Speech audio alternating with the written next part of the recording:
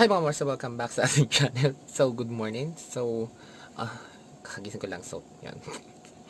So, anyway, today we'll go ahead and try this. COVERGIRL, ayan. COVERGIRL plus Olay. Simply Ageless. Bulol na. Yan. Simply Ageless 3-in-1 liquid foundation. So, 3-in-1 kasi may moisturizer, foundation, and fight against aging. So, yun. Kaya 3-in-1. So, anyway, may mga claims siya dito. So, nakalagay dito, instantly reduces the appearance of wrinkles, improves the tones, delivers firming moisture. So, yun yung kanyang mga claims. So, plastic siya, tapos parang vacuum type yung kanyang lalagyan. So, hindi mo siya masashake. Wala kang maririnig kapag shinake mo siya. So, non-shakeable. Sabi.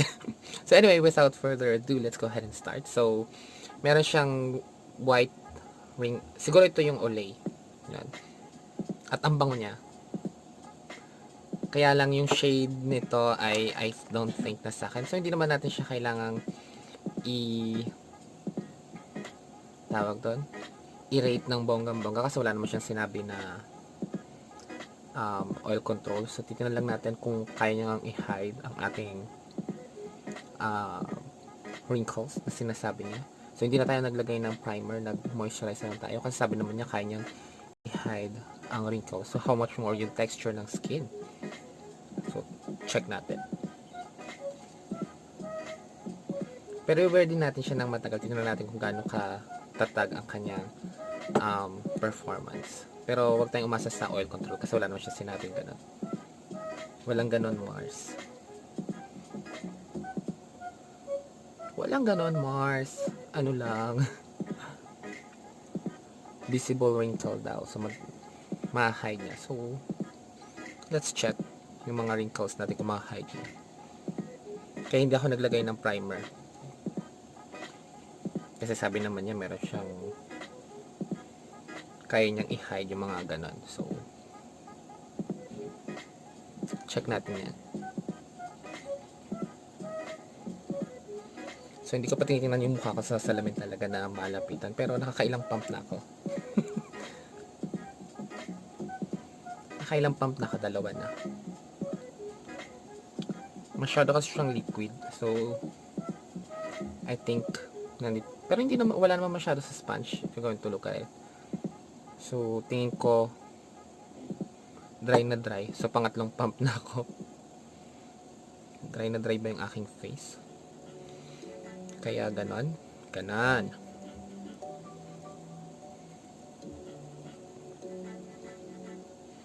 Ganyan-ganyan natin. Kasi parang hindi siya tatakloban. Lalo yung mga red dito sa may nose part natin.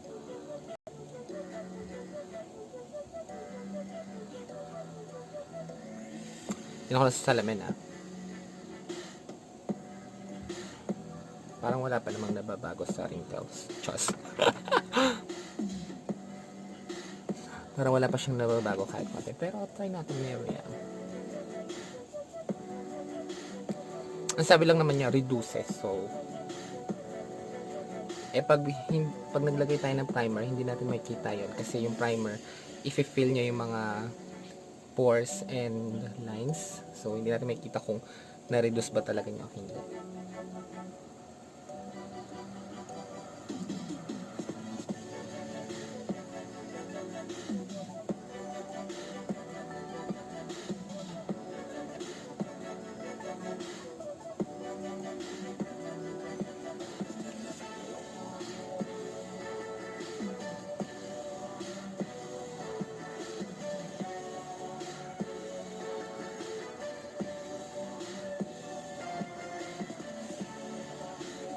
So, ayan na. Okay na ako sa ganyan. Napantay naman na niya. So, concealer na lang yung mag-fill nung iba pang hindi niya kayang takloban. Kasi baka naman, sa sobra kong nang nilagay, magmukha na siyang cakey ng todo-todo dahil sobrang dami na natin nilagay. Naka 3 pumps na tayo. So, instantly reduces Yeah, I mean, if you're going to look at the mirror, medyo naman natakloban niya ng konti yung mga wrinkles natin dito. So, it is true naman sa kanyang sinabi. Yun nga lang, since this is moisturizer, so I'm not expecting any oil control sa kanya. And the coverage is just fine. It does its job. Natakloban naman niya ng bongga yung mga reds dito. Pero yun nga lang, napakadami mong ilalagay. Unbuildable naman siya, so what more can I say? And may concealer naman tayo in any case. So lagyan na tayo ng concealer.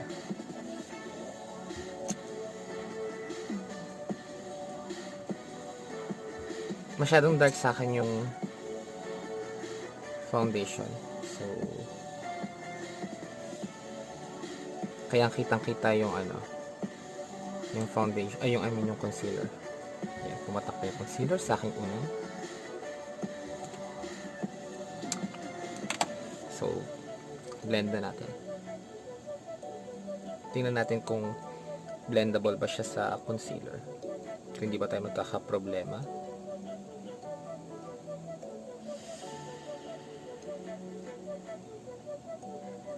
Okay naman. Hindi naman tayo nagka-problema sa concealer. So okay naman siyang patungan ng concealer.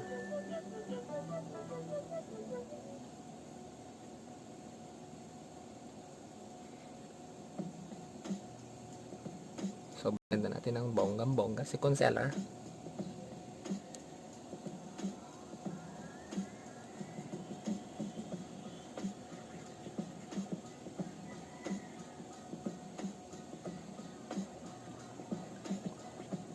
Yan.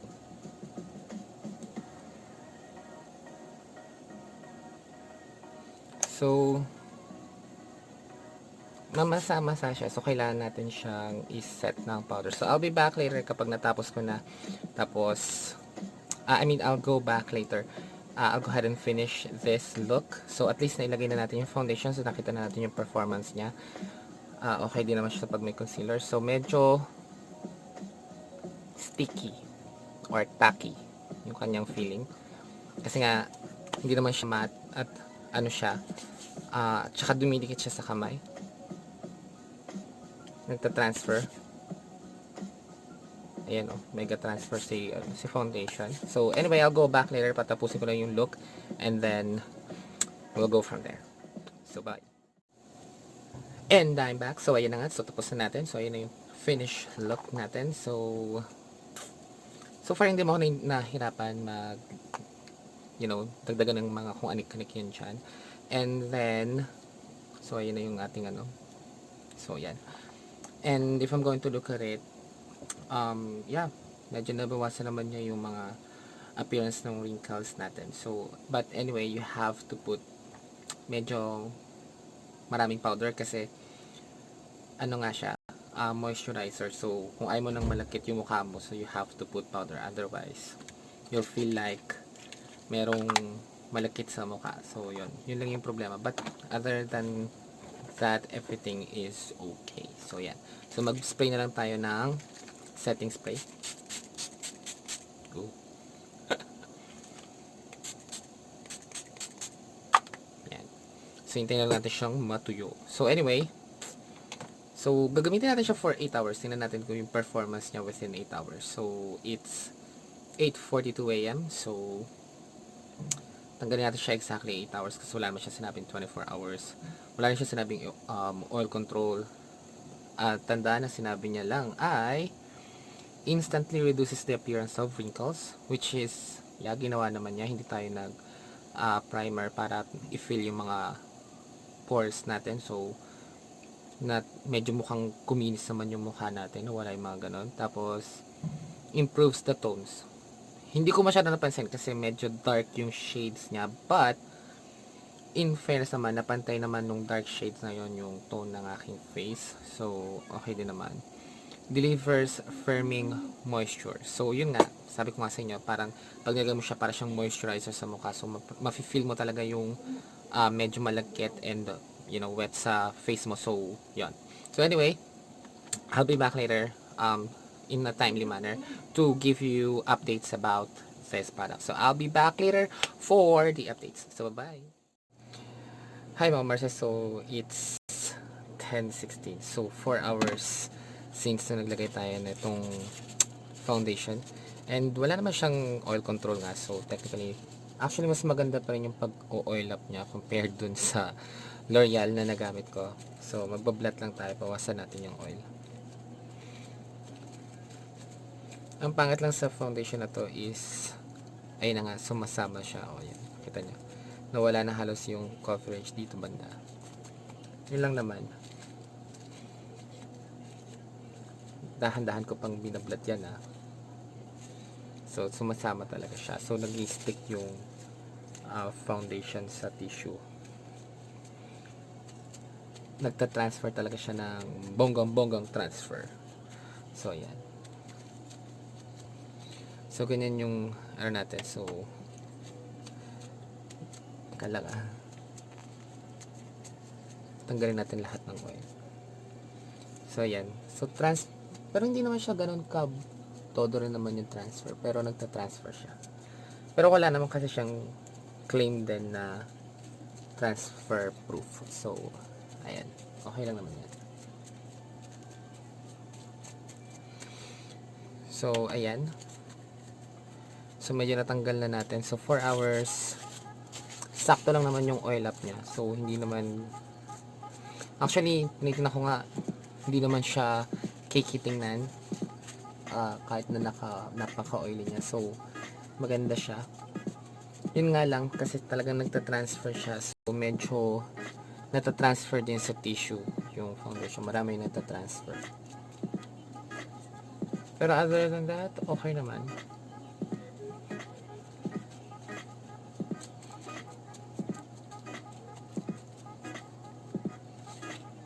Tanggalin natin yung ayan. So ayan, nung nablat na natin, tapos ito yung tissue. I don't use blotting paper, I just use tissue. Ayan na siya. Ganyan ka-oily yung face natin. Well, I'm not surprised kasi hindi na, ayan I'm not surprised kasi hindi nga siya oil control type of foundation, and actually it's a moisturizer type of foundation. So okay lang, wala namang problema sa ganun. And sabi ko nga, hindi siya pangit tingnan yung hindi rin siya nagiging parang cakey type yung pag-oil up niya. Maganda yung pag-oil up niya. So, yun yung masasabi ko. Well, dapat lang kasi mahal naman tong foundation na to, tong COVERGIRL na to. Hindi siya mumurahing foundation. So, hindi ako nag-expect na magkikiki siya at pangit siya tingnan kasi sa mahal ng foundation. So, anyway, yan. So, I'll go ahead and do another check-ins later, which is the final update for this foundation. But, yeah, so I'll be back later. So, bye-bye! And I'm back. So, ayan, final update tayo mga marses. So, 5:01 na. So, naka 8 hours na tayo. Mahigit. So, oily pa rin na naman siya, of course. Pero this time, konti na rin nasama. Ayan. Yung transfer. So, blot natin. Check natin. Pasensya sa aso. Diyos ko, ingay ng aso. Ayan. So, blot natin. Marami pa rin pala sumama. So, ayan. So, maraming mga sumasamang foundation pa rin sa pagbablat natin. Ayan. Pero at least hindi na siya ganun ka-oily. And ang nakakatuwa sa kanya, maganda pa rin yung coverage niya. Sorry, tumulusog yung laway. So, yun. Maganda rin yung coverage niya. Kahit na nag-oil up na siya ulit at nagtanggal na tayo. So, yan. So, yan, nakapag-blot na tayo. So, okay naman na siya. Pero, tingnan natin. Bawa, mag-ano tayo. Tawag doon? Retouch. So, let's try to do the retouch. Kung maganda siyang i-retouch. So, gamit ko yung kay Maybelline na powder. Foundation powder. So, retouch natin. Tingnan natin kung makukuha sa retouch. Magaganda pa rin siya pag ni-retouch.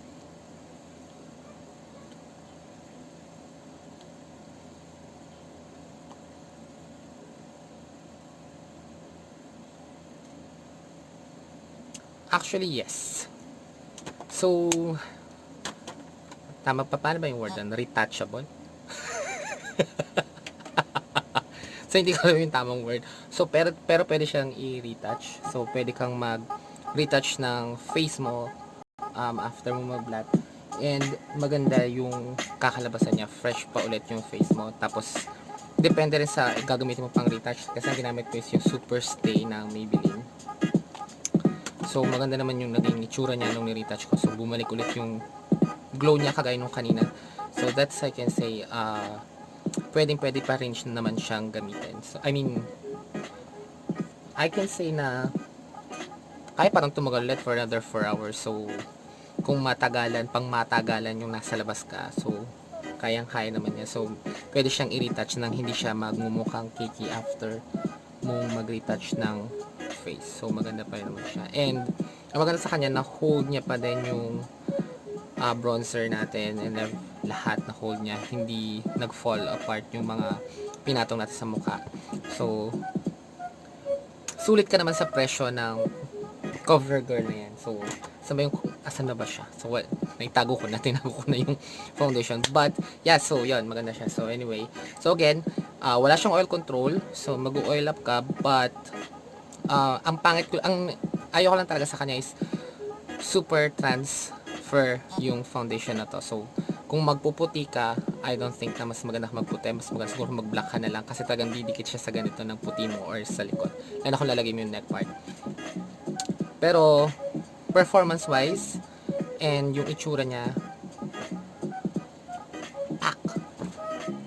maganda siya. I mean, I can say na maganda siya. Go, bilhin natin to, maganda. Yun nga lang, sana meron siyang oil control. Yun lang yung mayano ko sa kanya. Other than that, maganda yung mukha mo. Pati yung mga, I mean, magmumukha kang makinis, mawawala yung mga lines ng face. So, it's true and it's word naman.